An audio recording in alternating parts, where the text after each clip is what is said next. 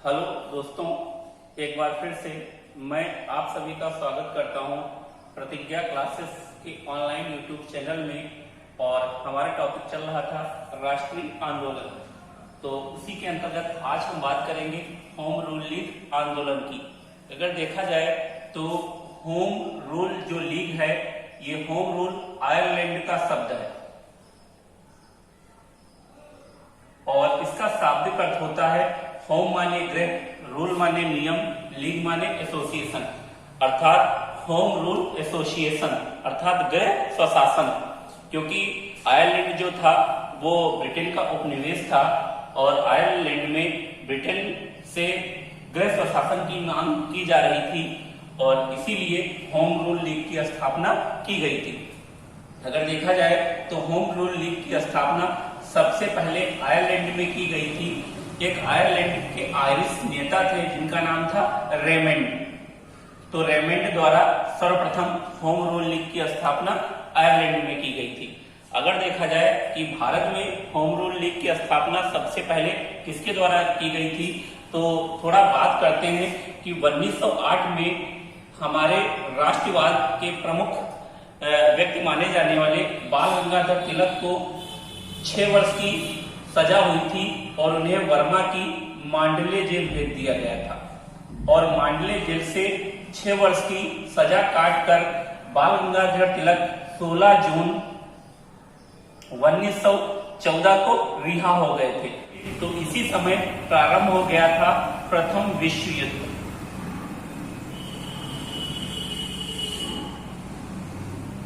और प्रथम विश्व युद्ध प्रारंभ होने से बिजी हो गया अर्थात व्यस्त हो गया प्रथम विश्व युद्ध में। और जैसे ही ब्रिटेन प्रथम विश्व युद्ध में व्यस्त हो जाता है तो बाल गंगाधर तिलक जेल से रिहा होते हैं। और जब ये जेल से आते हैं तो भारतीयों के मन में एक चेतना सी जागृत हो गई थी, क्योंकि बाल गंगाधर तिलक राष्ट्रवाद के प्रमुख जनक माने जाते थे। अर्थात ये लोगों की आवाज को बुलंद करते थे, स्वशासन की मांग को प्रबलता से रखते थे। क्योंकि 1908 के बाद कांग्रेस अप्रभावी हो गई थी, क्योंकि जितने भी राष्ट्रवादी नेता थे उन सभी को अंग्रेजों ने गिरफ्तार करके जेल में डाल दिया था और स्वशासन की मांग को एक तरीके से दबा सा दिया था। लेकिन जैसे ही 1914 में बाल गंगाधर तिलक जेल से रिहा होते हैं, तुरंत ही भारतीयों के मन में एक चेतना जागृत हो गई और बाल गंगाधर तिलक ने सबको एकजुट करके पुनः स्वशासन की मांग तेज कर दी। क्योंकि ब्रिटेन इस समय प्रथम विश्व युद्ध में बिजी था और ब्रिटेन का कहना था भारत से कि आप लोग प्रथम विश्व युद्ध में हमारी मदद करिए, प्रथम विश्व युद्ध के बाद हम आपको स्वशासन प्रदान कर देंगे। और तभी बाल गंगाधर तिलक जेल से रिहा हो गए थे और इनका कहना था कि पहले हमें स्वशासन दीजिए, उसके बाद हम प्रथम विश्व युद्ध में आपकी मदद करेंगे। ध्यान रखना कि स्वशासन की प्राप्ति के लिए बाल गंगाधर तिलक को एक संगठन की जरूरत थी, क्योंकि कांग्रेस उस समय अप्रभावी हो गई थी। और इसी स्वशासन की मांग को प्रबल करने के लिए बाल गंगाधर तिलक ने 28 अप्रैल 1916 में स्थापना की थी होम रूल लीग की।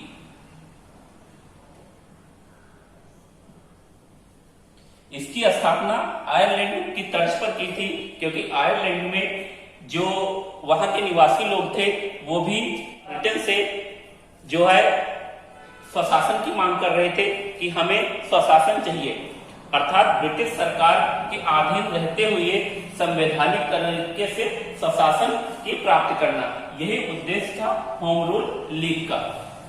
अगर देखिए होम रूल लीग, तो इसका विस्तार इन्होंने महाराष्ट्र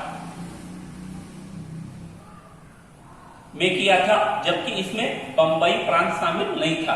बंबई शामिल नहीं था, बाकी पूरा महाराष्ट्र शामिल था।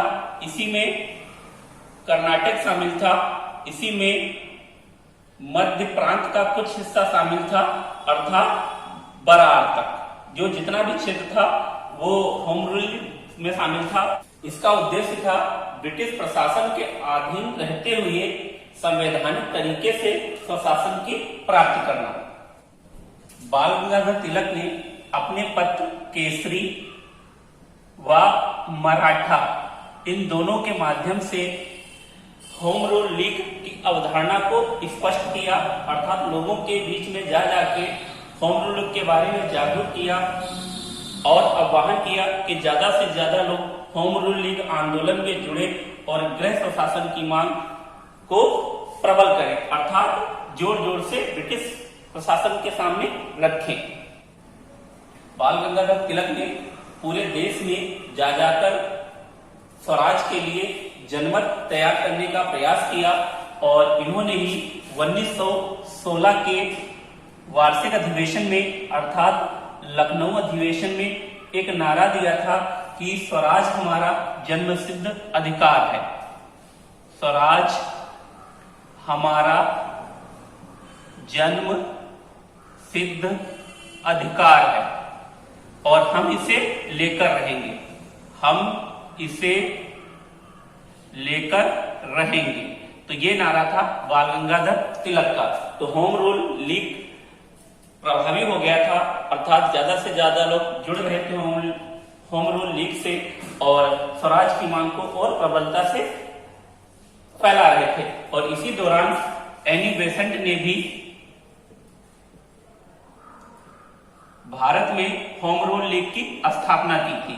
और अगर देखा जाए एनी बेसेंट तो ये 1914 से भारत में प्रभावी हो गई थी, क्योंकि इनके दो अखबार थे, एक था न्यू इंडिया, दूसरा था कॉमनवेल्थ। तो इन दो अखबारों के माध्यम से एनी बेसेंट लोगों को जागरूक कर रही थी और स्वशासन की मांग को प्रबलता प्रदान कर रही थी और कह रही थी कि लोग एकजुट हो जाइए, जनमत बनाइए और उसके बाद स्वशासन की मांग प्रबल करिए। और इसके लिए एनी बेसेंट ने 1916 में भारत में ही होम रूल लीग की स्थापना की थी और इसकी स्थापना की थी इन्होंने सितंबर 1916 में। ध्यान रखना कि भारत में सबसे पहले होम रूल लीग की स्थापना की थी बाल गंगाधर तिलक ने अप्रैल 1916 में, उसके बाद अप्रैल, मई, जून, जुलाई, अगस्त, सितंबर, अर्थात सितंबर में होम रूल लीग की स्थापना की थी एनी बेसेंट ने। और देखा जाए तो इसका प्रभाव जो था वो बाल गंगाधर तिलक की होम रूल लीग से ज्यादा था, क्योंकि इसका जो क्षेत्र था वो बंबई, मद्रास, उत्तर प्रदेश, कुछ हिस्सा मध्य प्रांत का, उसके बाद संपूर्ण दक्षिण भारत। तो सर्वाधिक विस्तार जो था वो एनी बेसेंट की होम रूल लीग का था, क्योंकि इनका विस्तार कुछ हद तक था। बाकी शेष भारत में जो है एनी बेसेंट की जो होम रूल लीग थी उसका प्रभाव था और इसी होम रूल लीग से सर्वाधिक आदमी जुड़े हुए थे, लगभग 27,000 लोग। और इन सभी का उद्देश्य था ब्रिटिश साम्राज्य के आधीन रहते हुए स्वशासन प्रदान करना, अर्थात ब्रिटिश सरकार हमें जल्द से जल्द स्वशासन की प्राप्ति करे, अर्थात हमें स्वराज चाहिए। और इसीलिए भारत में होम रूल लीग प्रभावी हो गया था। जितने भी नेता थे, चाहे वो उदारवादी नेता हो, चाहे वो उग्रवादी नेता हो, चाहे वो कांग्रेस के नेता हो, चाहे वो मुस्लिम लीग के नेता हो, सभी लोग एनी बेसेंट और बाल गंगाधर तिलक का साथ दे रहे थे, होम रूल लीग आंदोलन से जुड़ रहे थे। अगर देखा जाए तो जो एनी बेसेंट की होम रूल लीग थी, इसी का सचिव इन्होंने बनाया था जॉर्ज अरुडेल को। जॉर्ज अरुडेल को इन्होंने इसका अध्यक्ष बनाया, सचिव बनाया था। और इसी में शामिल थे तेज बहादुर स्प्रू,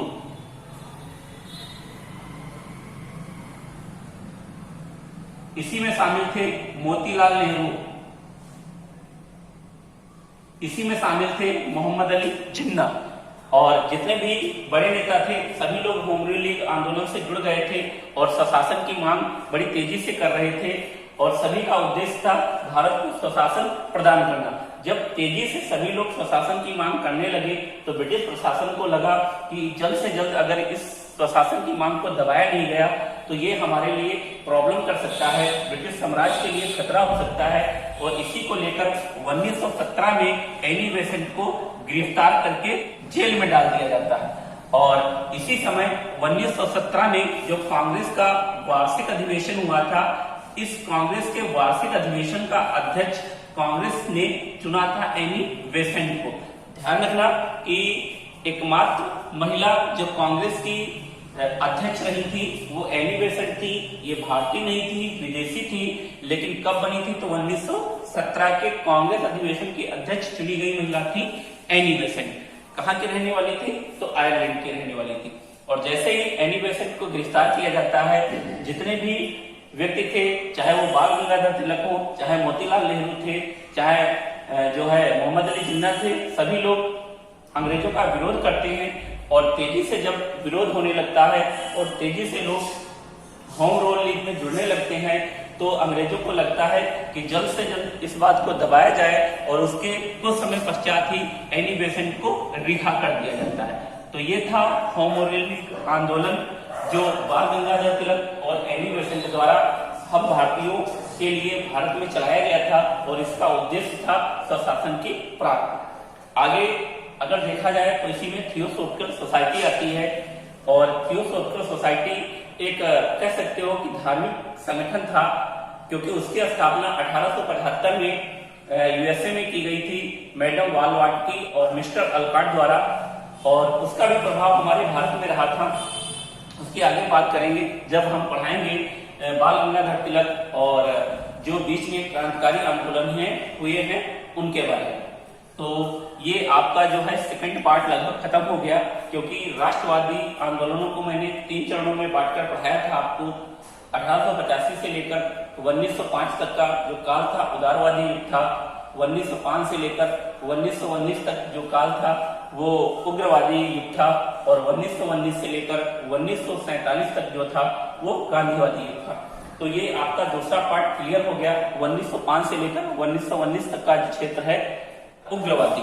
तो उग्रवादी हमने आपको पढ़ा दिया है। अब बात करेंगे गांधीवादी युग की।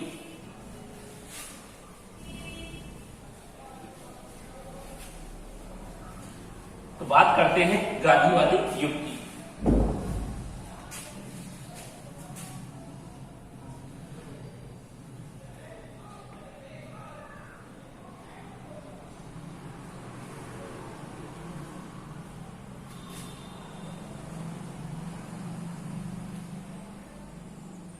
तो ये है गांधीवादी युग जो 1919 से लेकर 1947 तक चला था।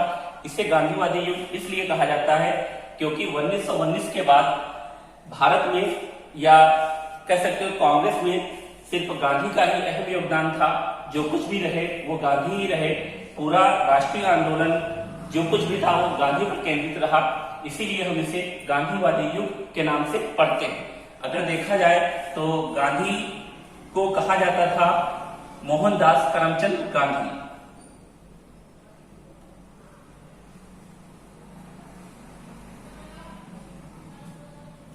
इनका पूरा नाम था गांधी जी का। और इनका जो जन्म हुआ था वो 2 अक्टूबर 1869 को काठियावाड़ा पोरबंदर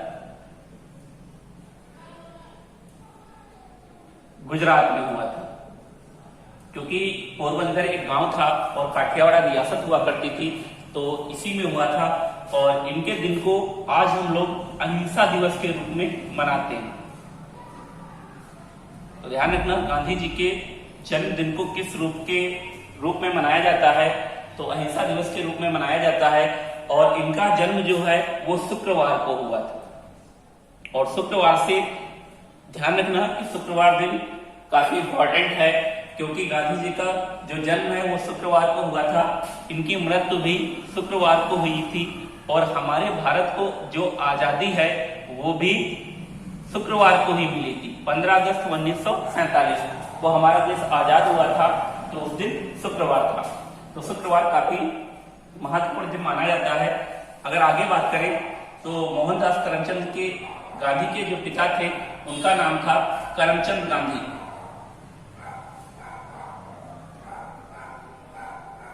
इनके पिता थे और इनकी माता का नाम था पुतलीबाई।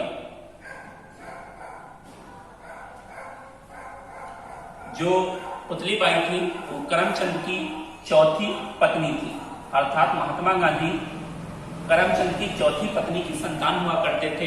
करमचंद गांधी जो काठियावाड़ के दीवान थे।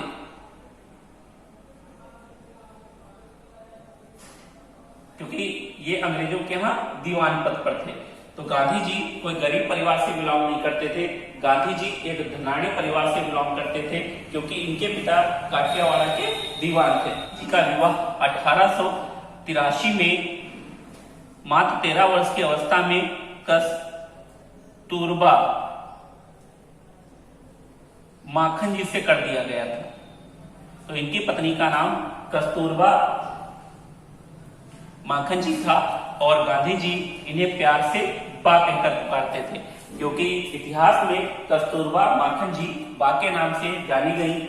और इन्हीं कस्तूरबा माखन जी से गांधी जी को 4 पुत्र प्राप्त हुए थे। 4 पुत्र कौन कौन से थे? तो पहले पुत्र का नाम था हीरालाल, दूसरे पुत्र का नाम था मणिलाल और तीसरे पुत्र का नाम था रामलाल, रामदास और चौथे पुत्र का नाम था देवदास। तो याद करना काफी आसान है कि गांधी जी के कितने पुत्र थे? 4 पुत्र थे।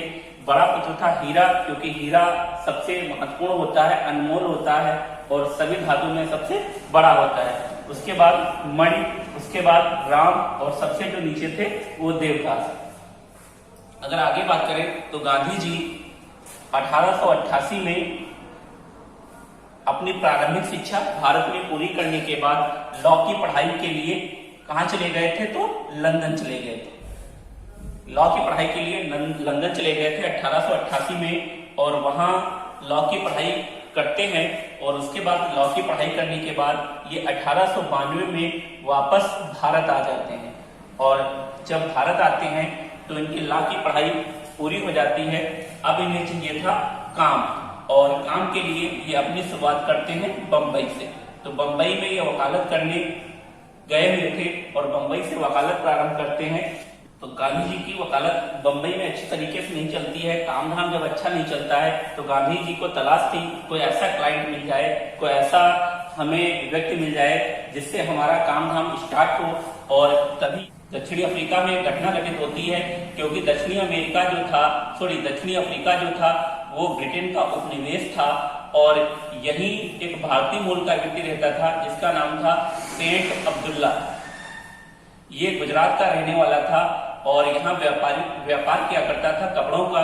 और यहाँ पर सेठ अब्दुल्ला रंग भेद का शिकार होता है अंग्रेजों से, क्योंकि अंग्रेज जो थे उनका कहना था कि गोरे जो होते हैं वो कालों पर राज करने के लिए बने होते हैं, शासन करने के लिए बने होते हैं। और इसी के तहत सेठ अब्दुल्ला रंग भेद का शिकार होता है दक्षिणी अफ्रीका में। और यही सेठ अब्दुल्ला दक्षिणी अफ्रीका के अंग्रेजों से लेना चाहता है बदला, और बदला लेने के लिए इसे जरूरत थी एक वकील की।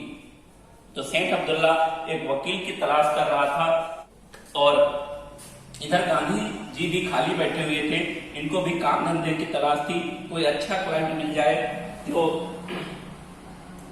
जिससे इनका काम चल सके। और इसीलिए गांधी की मुलाकात होती है सेठ अब्दुल्ला से, और गांधी जी सेठ अब्दुल्ला एंड सन्स कंपनी का मुकदमा लेकर 1893 में दक्षिणी अफ्रीका चले जाते हैं। तो ध्यान रखना कि गांधी जी सेठ एंड अब्दुल्ला का मुकदमा लड़ने दक्षिणी अफ्रीका गए थे और सेठ एंड अब्दुल्ला रंग भेद का शिकार हुआ था। तो जब ये दक्षिणी अफ्रीका जाते हैं और दक्षिणी अफ्रीका में ये यात्रा कर रहे थे जोहान्सबर्ग से विक्टोरिया के बीच यात्रा कर रहे थे। और उस समय जो ट्रेनें चलती थी उसमें जो गोरे लोग थे अर्थात अंग्रेज लोग थे उनके लिए एक अलग डब्बा हुआ करता था, जो काले लोग थे उनके लिए अलग डब्बा हुआ करता था। और गांधी जी ने फर्स्ट क्लास का टिकट कटाया था और गोरों के डिब्बे में बैठ गए थे। जब गांधी जी बैठते हैं और ट्रेन रवाना होती है तो अंग्रेज देखते हैं और गांधी जी को बीच रास्ते में ट्रेन से धक्का मारकर उतार दिया जाता है। और कौन सी स्टेशन पर उतारा जाता है? तो मेरिट्सबर्ग। मैरिट्सबर्ग स्टेशन पर गांधी जी को धक्के मार के उतार दिया जाता है।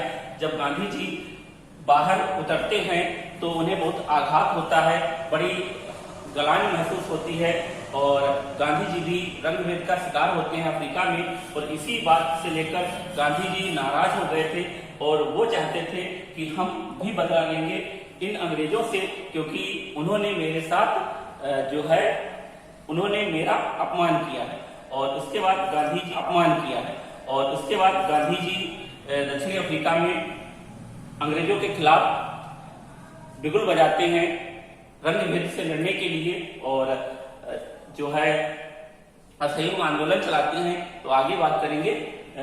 आप सभी लोगों को मेरा वीडियो अच्छा लगता हो तो चैनल को सब्सक्राइब करिए, लाइक करिए, कमेंट करना मत भूलिए तथा अपने दोस्तों को शेयर जरूर करिए।